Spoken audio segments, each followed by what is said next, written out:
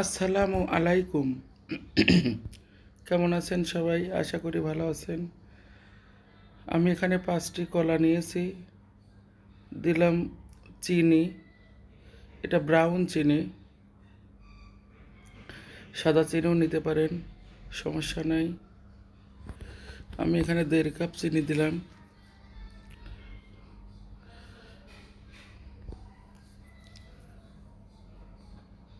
চিনি আর কলা একসঙ্গে ভালো করে মেখে নেব।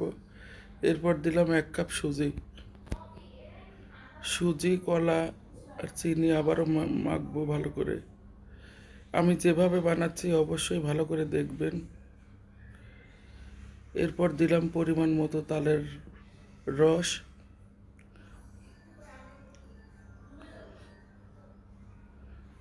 দিয়ে ভালোভাবে এটা গুলিয়ে নেব। এটা ভালোভাবে মেখে নিয়ে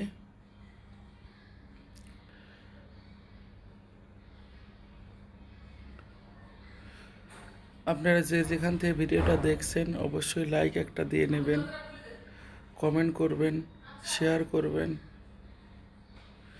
দিলাম হাফ কাপ ময়দা।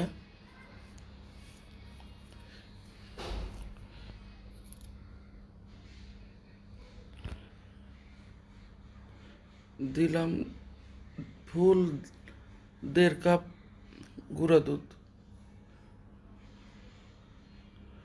এখন দিলাম নারকেল 1.5 কাপ।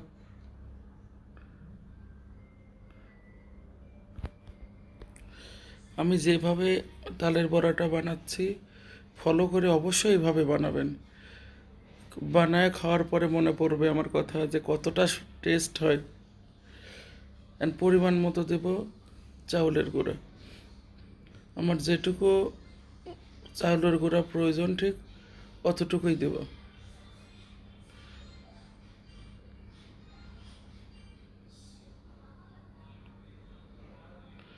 আমি ব্যাটারটা যেভাবে বানাচ্ছি ঠিক ওইভাবেই বানাবেন। এই যে এই এতটা নরম হবে, তবে বড়াগুলো ফুলবে এবং নরম হবে, খেতেও ভালো লাগবে।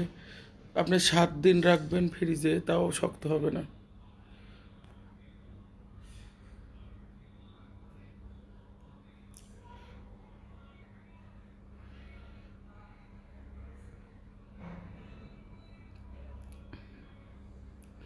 দেখুন সব বড়াগুলো ফুলে উঠেছে।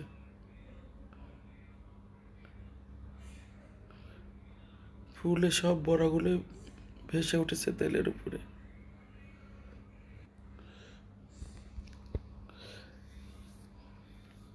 আমার চ্যানেলটা সাবস্ক্রাইব করবেন, স্বপ্নের রান্নাঘর। বেল বাটনে চাপ দেবেন, লাইক কমেন্ট শেয়ার করবেন, আমার পাশে থাকবেন।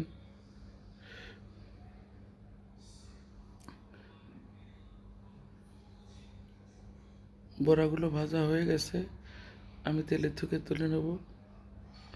আমি আবারও দেখাচ্ছি, এভাবে আমি সবগুলো বড়াই ভেজে নেব।